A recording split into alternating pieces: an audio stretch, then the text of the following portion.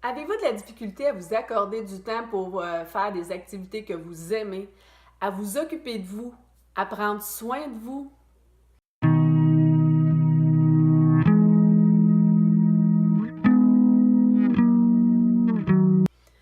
Bonjour, ici Marie-Christine Savard, coach de vie, éducatrice spécialisée et auteure.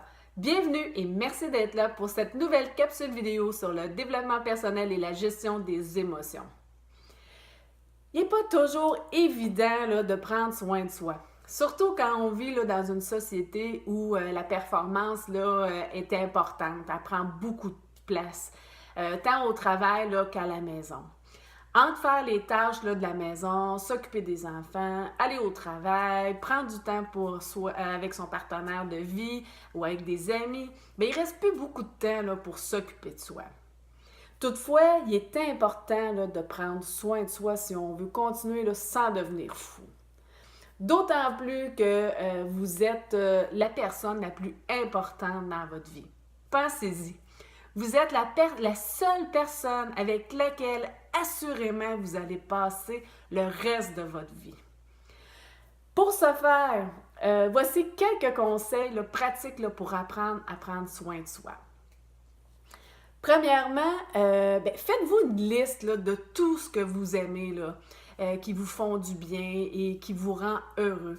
Parce que dans le tourbillon là, de la vie quotidienne, là, on peut oublier là, ce qui nous fait plaisir et ce qui nous fait du bien. Il y a mille et une possibilités. Là. Ça peut être là, des petites choses là, toutes simples, comme par exemple boire une tisane ou un café là, à un endroit confortable là, de la maison ou sur une terrasse. Prendre de grandes respirations, lire un bon livre, profiter du soleil, bricoler dans son atelier, prendre un bon bain moussant aux chandelles, aller prendre un café là, avec une personne que vous appréciez, aller prendre une marche, faire un tour de vélo, etc. Les exemples sont infinis. Maintenant, la deuxième étape, c'est important de vous engager avec vous-même là, pour prendre un temps, et ce, tous les jours, là, juste pour vous. Ça peut être juste 15 minutes, mais il est important que ce moment-là là, soit juste pour vous. Bloquer une plage horaire là, dans votre agenda, là, ça peut être genre pendant une pause là, au travail, là, quand les enfants sont couchés, au moment du réveil, etc. Vous allez prendre du temps pour vous. Plus vous allez prendre du temps pour vous, là, plus vous allez apprécier ça et plus ça va vous faire du bien et vous ne voudrez plus vous en passer. Troisièmement, souvenez-vous là, que ce ne sont pas les événements là, qui causent les émotions, mais bien la façon dont on les perçoit. Nos croyances, nos idées, etc. Selon Lucien Auger, psychologue et philosophe, la preuve réside là, dans le fait là, qu'un événement là, qui est arrivé, il ne disparaît pas et pourtant on arrive à vivre avec en ressentant les émotions là, moins intensément. Selon lui, là, il est difficile d'admettre qu'un événement stable et unique soit la cause d'effets là, variables, là, irréguliers ou même disparus. Vous n'avez qu'à penser à un moment là, où, triste ou même joyeux là, de votre vie là, qui s'est atténué avec le temps. Au sentiment là, que vous aviez là, pour une personne ou un objet là, qui se transforme là, au fil du temps.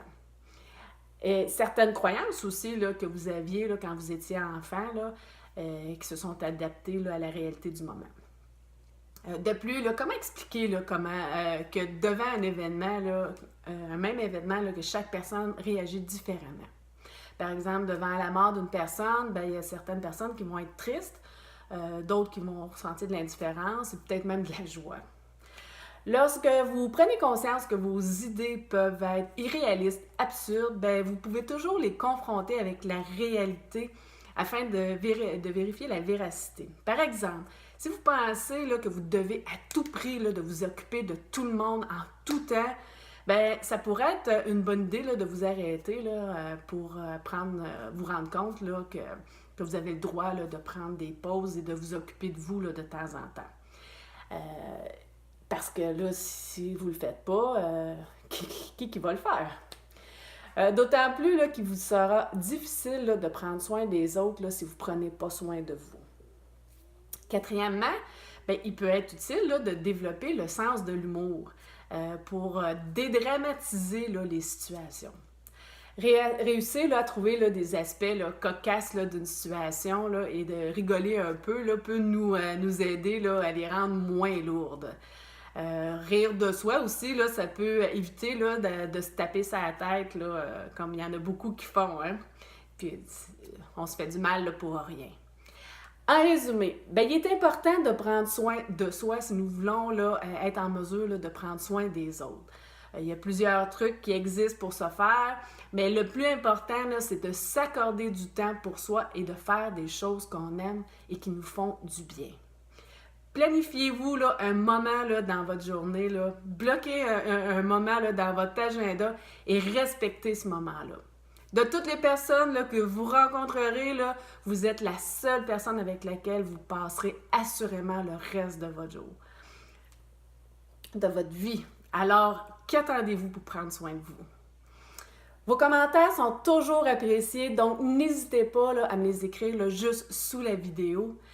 Pour d'autres capsules et des articles en lien avec le développement personnel et la gestion des émotions, ou pour en savoir plus là, sur les services de coaching que j'offre, ou encore là, les ateliers là, en ligne, là, ouvrir les portes du bonheur, visitez mon site au www.relationaide.net. Sur ça, passez une excellente journée et au plaisir de vous voir.